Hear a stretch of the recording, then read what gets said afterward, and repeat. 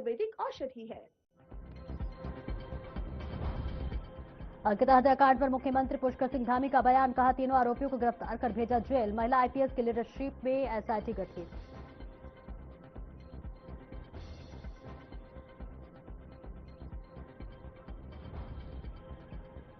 देहरादून में एकल महिला स्वरोजगार योजना, मुख्यमंत्री पुष्कर सिंह धामी ने योजना का किया शुभारंभ। महिलाओं को आत्मनिर्भर बनाने का उद्देश्य।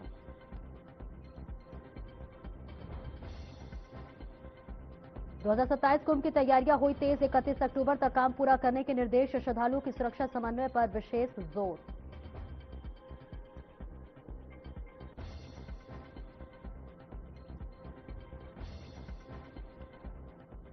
और अंकिता भंडारी हत्याकांड को लेकर कांग्रेस कर रही बार बार आंदोलन। मामले पर कुंदन परिहार की कड़ी प्रतिक्रिया। सीबीआई जांच की संस्तुति सरकार अड़ेगी की कही बात।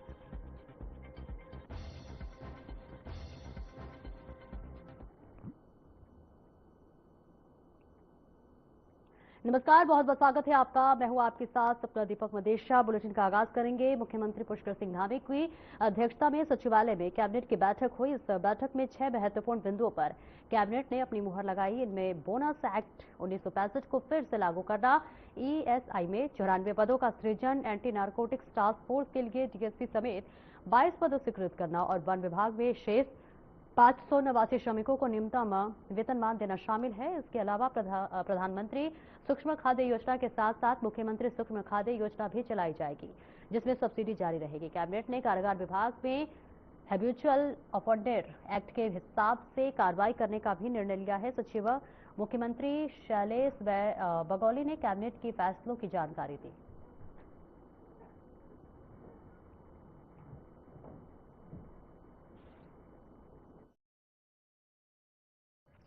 एक मद और है हमारा, ये कृषि और कृषि कल्याण विभाग का मद है। हमारे प्रदेश में प्रधानमंत्री सूक्ष्म खाद्य उद्यम और उन्नयन योजना एक चल रही है, जिसमें 2024 में भारत सरकार के स्तर से ये निर्णय लिया गया था कि इसको 2025-26 तक इसको जारी रखा जाएगा। इसी के अतिरिक्त हमारे प्रदेश में एक मुख्यमंत्री सूक्ष्म खाद्य और उन्नयन योजना भी शुरू की गई थी। हमारी जो पीएमएफएमई है उसमें 35% सब्सिडी मिलती थी और अधिकतम 10 लाख रुपए तक, और मुख्यमंत्री सूक्ष्म खाद्य उन्नयन योजना में 25% तक सब्सिडी मिलती थी 5 लाख रुपए तक। तो आज ये निर्णय लिया गया है कि जब तक ये पीएमएफएमई की योजना है 2025-26 तक, तब तक सीएमएफएमई की योजना को भी जारी रखा जाए। तो आज के हमारे इतने ही मत थे। आप सब लोगों का बहुत बहुत धन्यवाद।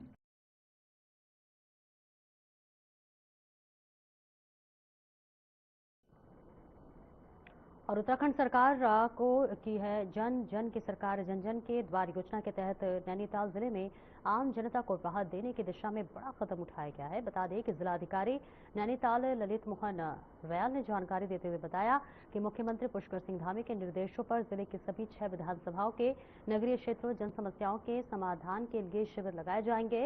इसके लिए जिला प्रशासन द्वारा रोस्टर जारी कर दिया गया है। जिलाधिकारी ने बताया है कि इन शिविरों का मुख्य उद्देश्य यह है कि आम नागरिकों को अपनी समस्याओं के समाधान के लिए बार बार सरकारी कार्यालयों के चक्कर न लगाना पड़े।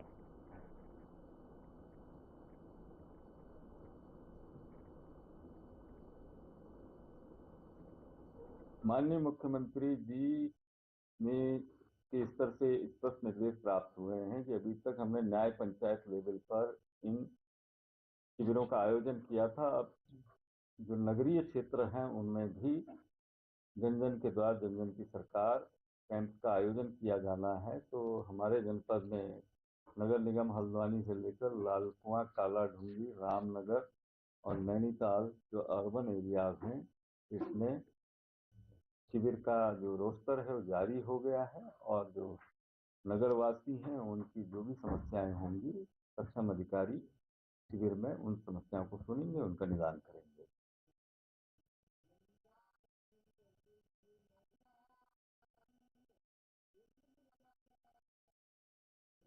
देहरादून के तिब्बती मार्केट में बुधवार सुबह एक युवक की गोली मारकर हत्या कर दी गई है। मृतक की पहचान अर्जुन शर्मा के रूप में हुई है, जो परेड ग्राउंड में टेनिस खेलने के बाद वापस लौट रहे थे, जब स्कूटी सवार दो बदमाशों ने उन पर फायरिंग कर दी, जिसके बाद उन्हें अस्पताल ले जाया गया, जहां डॉक्टरों ने उन्हें मृत घोषित कर दिया। पुलिस ने बताया कि हत्या का कारण आपसी विवाद बताया जा रहा है।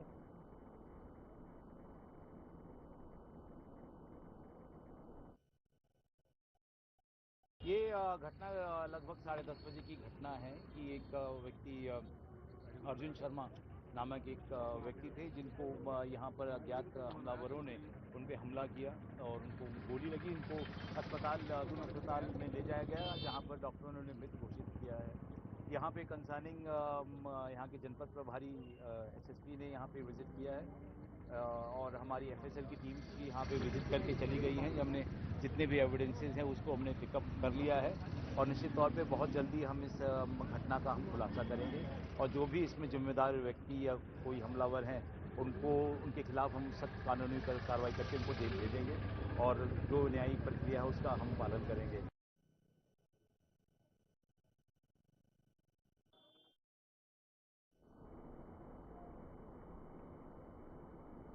हल्द्वानी में हो रही लगातार चेन स्नैचिंग की घटनाओं का पुलिस ने खुलासा करते हुए मुख्य आरोपी फिरोज गांधी को गिरफ्तार कर लिया है। एसएसपी मंजुनाथ टीसी ने प्रेस वार्ता में बताया कि आरोपी के खिलाफ नैनीताल और रामपुर में कुल 10 मुकदमे दर्ज हैं और वे पहले भी मुठभेड़ में घायल हो चुका है। पुलिस ने 400 से ज्यादा सीसीटीवी फुटेज खंगालकर और मैनुअल जांच के जरिए आरोपी तक पहुंच बनाई है। वारदात में इस्तेमाल मोटरसाइकिल भी बरामद कर ली गई है, जबकि उसका एक साथी अभी फरार है, जिसकी तलाश जारी है।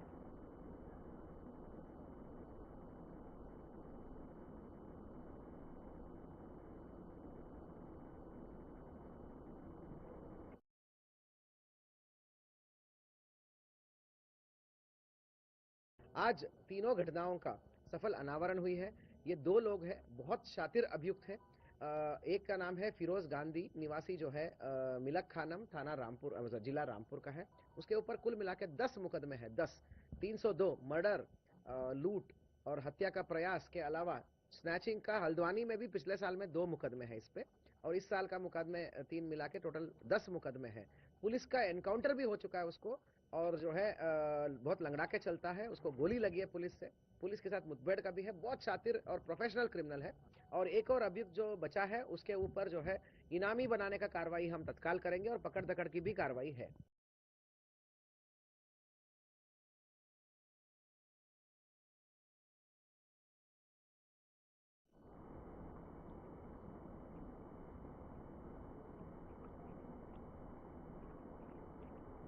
हल्द्वानी शहर में जहर खुराने का शिकार हुए एक युवक के साथ कथित तौर पर रोडवेज बस स्टाफ द्वारा अमानवीय व्यवहार किए जाने का आरोप है। घटना का सीसीटीवी फुटेज भी सामने आया है, जिसमें युवक को बस के नीचे गिरते हुए देखा जा रहा है। प्राप्त जानकारी के अनुसार युवक दिल्ली से अपने दोस्त की शादी में शामिल होने के लिए भीमताल जा रहा था। रास्ते में वह जहर खुरानी गिरोह का शिकार हो गया।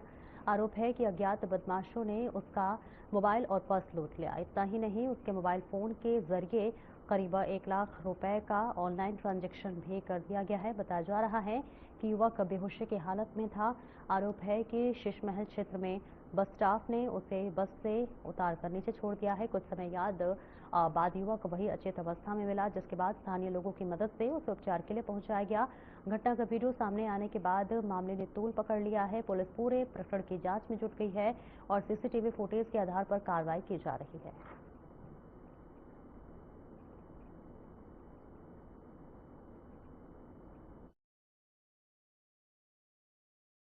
बेसिकली ये जहर खुरानी का एक प्रकरण जो है संज्ञान में आया पुलिस पे। इस पे हम लोग इसमें काम कर रहे हैं, तो इसी की जांच के दौरान एक फुटेज भी हमारे संज्ञान में आया है, जिसमें वो युवक जो है बस से उतर के बुरी तरह से गिरता हुआ दिख रहा है। उसके सामने एक पोस्ट भी आ रहा है, उसको हम पूरी तरह से एनालाइज करेंगे। जो रोडवेज के कर्मचारी हैं उनसे भी पूछताछ करेंगे, किन परिस्थितियों में वो उन्हें मिला, उनके द्वारा आगे क्या कार्रवाई की गई, और इसमें जो भी दोषी पाया जाता है उसके खिलाफ हम लोग कार्रवाई भी इसमें करेंगे।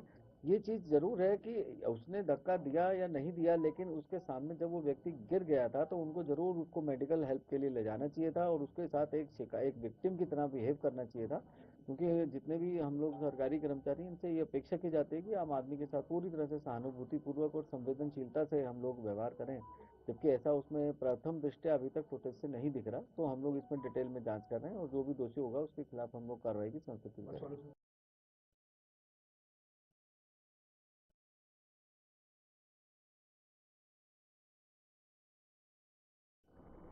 और उत्तराखंड में जंगली जानवरों के बढ़ते हमलों को लेकर कांग्रेस ने बीजेपी सरकार पर निशाना साधा है। कांग्रेस के प्रदेश प्रवक्ता शिषपाल सिंह बिष्ट ने कहा है कि बाघों और अन्य हिंसक वन्य जीवों के हमलों में ग्रामीण क्षेत्रों में दहशत का माहौल है। वहीं शहरी इलाकों में बंदरों का आतंक बढ़ता जा रहा है। लोग घरों से बाहर निकलने और बच्चों को स्कूल भेजने में डर महसूस कर रहे हैं। उन्होंने आरोप लगाया कि वन विभाग कुंभकर्ण की नींद सो रहा है। सरकार जनता की परेशानियां को नजरअंदाज कर रही है।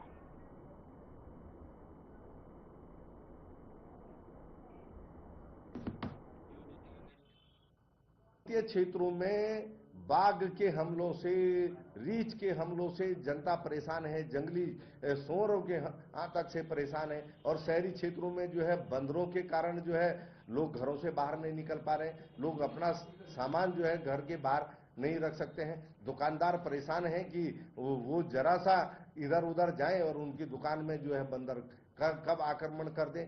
यही जो है खाने पीने की दुकानदारों का हाल है। वो बंदरों के आतंक से परेशान है और ये देहरादून के लगभग हर वार्ड में हो रहा है। जो जंगली क्षेत्रों के आसपास के वार्ड है वहां तो बंदरों का इतना आतंक है कि लोग घर से निकलने में डर रहे हैं, बच्चों को अपने बाहर भेजने से डर रहे हैं। और वन विभाग कुंभकर्णी निंद्रा में जैसे पर्वतीय क्षेत्रों में सोया है वैसे शहरी क्षेत्रों में सोया हुआ है। उसको कोई अपनी जिम्मेदारी नजर नहीं आ रही है। सरकार को लोगों की परेशानी नजर नहीं आती है। और ये जो है इतनी बड़ी संख्या में बंदर कहां से आ रहे हैं, ये भी बड़ा सवाल है।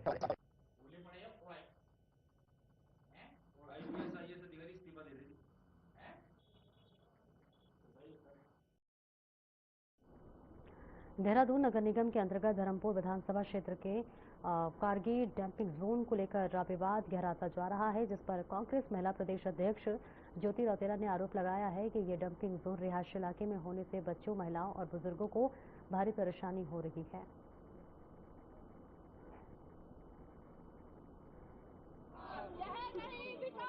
देखिए, जो धर्मपुर विधानसभा में कारगी जो एरिया है, कारगी डंपिंग जोन वहाँ पे बनाया गया है, जिसमें ये बोला गया था कि यहाँ पे कूड़ा डंप होकर प्रोसेस होकर वो सेम डे हटेगा, लेकिन वहाँ पे डंपिंग जोन बना दिया। वहाँ पे रेजिडेंशियल एरिया है, रिहायशी इलाका है, वहाँ के लोगों को लगातार परेशानी हो रही है। हम 4 महीने पहले जो हमारे मेयर हैं सौरभ थपलियाल जी से मिले, जो हमारे डीएम है सविन बंसल जी से मिले। हमने उनसे तब भी रिक्वेस्ट किया कि लोगों को बहुत परेशानी हो रही है, वहाँ पर रिहायशी इलाका है, बच्चे हैं, महिलाएं हैं, बुजुर्ग लोग हैं, तो स्वास्थ्य के साथ खिलवाड़ हो रहा है। लेकिन जब हमको लगातार फिर से शिकायत आई कि फिर से वहाँ पे डंपिंग जोन में कूड़ा रोज का रोज जो डाला जा रहा है, लेकिन वो प्रोसेस नहीं हो रहा, उठाया नहीं जा रहा। पूरा पहाड़ है, मैं अभी आपको विजुअल शेयर करूंगी। तो हम लोग सिंबॉलिक तरीके से कुछ पॉलिथीन है यहाँ पे कूड़ा उठा के वहां से खुद अपने हाथों से उठा के लाए और ये हम दिखा रहे हैं कि जो नगर निगम है, जो स्वस्थ देहरादून, जो उन्होंने स्वच्छ देहरादून का नारा दिया है, वो कितना नाकाफी है, नाकाम है। और पूरे देहरादून में आज जिस तरीके से जगह जगह कूड़ा मिल रहा है, खासतौर पे कारगिल डंपिंग जोन में जिससे लोगों को आज परेशानी हो रही है, उसके खिलाफ ये धरना प्रदर्शन है।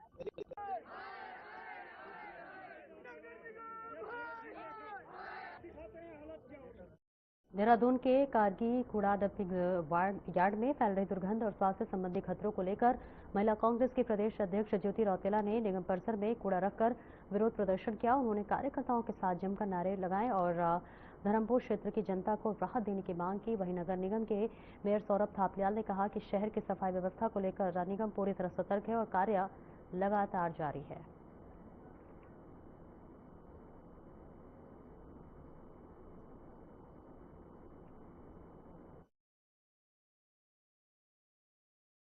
तमाम कूड़ा उन्होंने बाहर रख दिया है कि आप लोग जो सफाई करते हैं वो यहाँ से शुरू करें। सफाई को लेके नगर निगम पूर्ण रूप से सजग है और लगातार सफाई के कार्य जारी रहेंगे।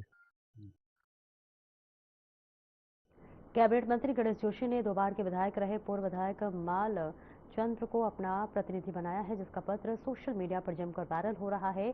तो वहीं इस पर अपोरोला ने बता दें कि बीजेपी विधायक दुंगेश्वर लाल का बड़ा बयान सामने आया, जिसमें उन्होंने कहा कि कैबिनेट मंत्री ने उन्हें दरकिनार कर पूर्व विधायक को प्रतिनिधि चुना है, जो कि अजीब बात है।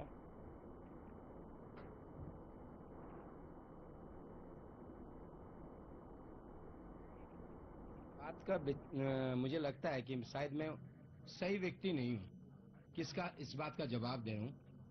इस बात का जवाब मंत्री जी को देना चाहिए। हमारे कार्यकर्ता सैकड़ों हजारों संख्या में हैं जो झंडा लगाते हैं, दरी बिछाते हैं और जाके पार्टी के लिए दिन रात काम करते हैं। तो अगर प्रतिनिधि बनाना है तो एक न्यूट्रल कार्यकर्ता उसको वो अगर एक प्रतिनिधि बनता तो एक बड़ी खुशी होती कार्यकर्ताओं में कि भाई एक कार्यकर्ता, जैसे आज नितिन नवीन जी एक कार्यकर्ता थे, राष्ट्रीय अध्यक्ष बन गए, तो लोगों में खुशी है कि एक दरी बिछाने वाला कार्यकर्ता राष्ट्रीय अध्यक्ष बन सकता है। लेकिन अब पूर्व विधायक जी को जो है दो बार के विधायक जी रहे हैं, उनको जो अपना प्रतिनिधि मतलब एक तरीके से ये कह लीजिए एक चपरासी बनाया है, तो ये बात थोड़ी हजम नहीं होती है। ऋषिकेश और आसपास के इलाके में चलने वाले टेम्पो चालकों को अब कंडक्टर सीट हटानी होगी, तो वही सीट न हटाने वाले चालकों के खिलाफ परिवहन विभाग कड़ी कानूनी कार्रवाई करेगा, जिसके तहत परिवहन विभाग के अधिकारियों ने सभी टेम्पो स्टैंड पर जाकर चालकों को जागरूक कर दिया। दरअसल हाई कोर्ट ने सुरक्षा के उद्देश्य से ये आंकड़े जारी किए हैं कि टेम्पो बगल में लगी कंडक्टर सीट हटा दी गया है।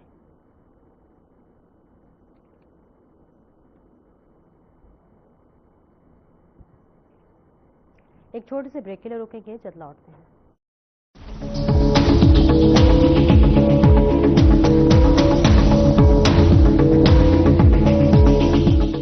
क्या आप दुबले पतले कमजोर हैं, आपकी सेहत नहीं बनती, भूख कम लगती है, वजन नहीं बढ़ता? दरअसल मेन बात खाना पीना नहीं है, मेन बात है खाया पिया लगना। और अगर खाया पिया लगेगा ही नहीं तो आपकी सेहत बनेगी कैसे? इसलिए हमारी संस्था सन्यासी आयुर्वेदा ने एक ऐसी दवा का निर्माण किया है जो कि आपके लिवर, आपके पाचन तंत्र को दुरुस्त करने का काम करती है, ताकि आप जो भी खाएं उसका पूरे का पूरा निचोड़ आपके शरीर को लगे, आपकी भूख बढ़े, खाया पिया सही से लगे, नया खून बने, हड्डियों में जान आए, वजन बढ़े और आप मोटे तगड़े खूबसूरत पर्सनैलिटी के मालिक बन जाए। सिर्फ 655 रुपए की पूरे 1 महीने की दवा होती है और आप इसे घर बैठे 01145454545 पर फोन करके दवा मंगवा सकते हैं। अब भी मजा आएगा ना वीडियो। पेट दफा, रोग दफा, सबको पता, फिर तुझको नहीं क्यों है पता? अरे पेट दफा, हर रोग दफा, एक ही जगह।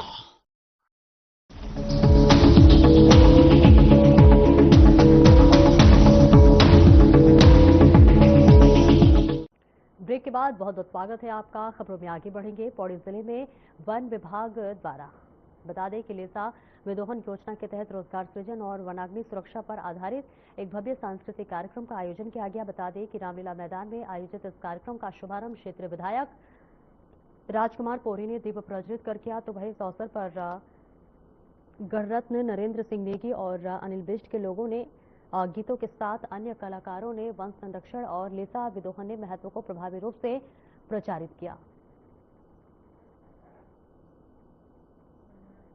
पौड़ी के अंतर्गत ये बहुत ही सुंदर कार्यक्रम आयोजित किया गया है। वास्तव में ये पहली बार देखने को मिला है कि वन विभाग के द्वारा इस तरह का कार्यक्रम आयोजित किया गया है, जिससे कि जंगलों को बचाने के लिए और जंगलों से हमको क्या लाभ मिलते हैं। चीड़ के पेड़ से, खासकर चीड़ का पेड़ जो है हमें रोजगार भी दे सकता है और इससे हमें दुनिया भर के लाभ होते हैं और पर्यावरण से लेके अन्य इससे बहुत सारे लाभ हम समाज को दे सकते हैं, पब्लिक को दे सकते हैं। इसके लिए जन जागरूकता के तौर पे ये कार्यक्रम रखा गया है। गढ़वाल वन प्रभाग में लगभग 70 से 80% वन क्षेत्र जो है वो चीड़ आच्छादित है और चीड़ हमारे यहाँ आरक्षित के अलावा वन पंचायत, सिविल तथा नाव क्षेत्र में भी पाया जाता है। तो ये मेरा व्यक्तिगत अनुभव रहा कि अल्मोड़ा में लेसा विदोहन की कार्रवाई होती है, जिससे लोगों को बड़े पैमाने पर रोजगार मिलता है, राजस्व मिलता है और वन विभाग के साथ लोग जुड़े रहते हैं। किंतु मैंने देखा कि गढ़वाल में वर्तमान में यह कार्य नहीं हो रहा है। इस संबंध में वन विभाग के जो मेरे सीनियर ऑफिसर्स हैं उनसे मैंने कंसल्ट किया और उनका ये मुझे निर्देश था कि मैं इस तरीके के जन जागरूकता कार्यक्रम कराऊं।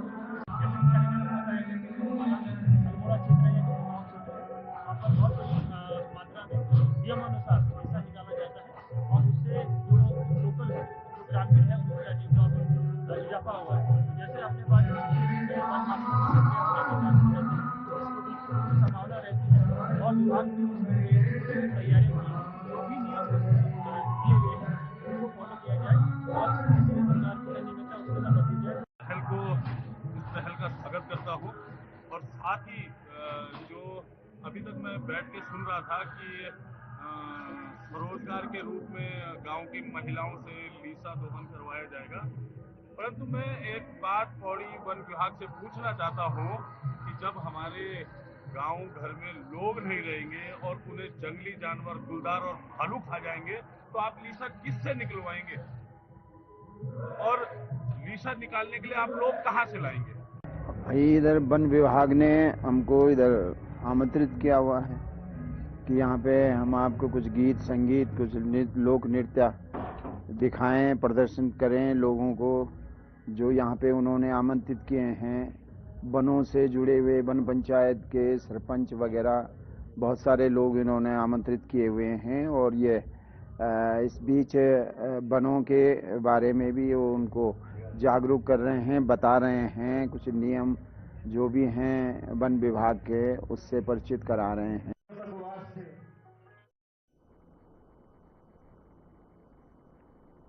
फिलहाल इस बुलेटिन में इतना ही। नमस्कार।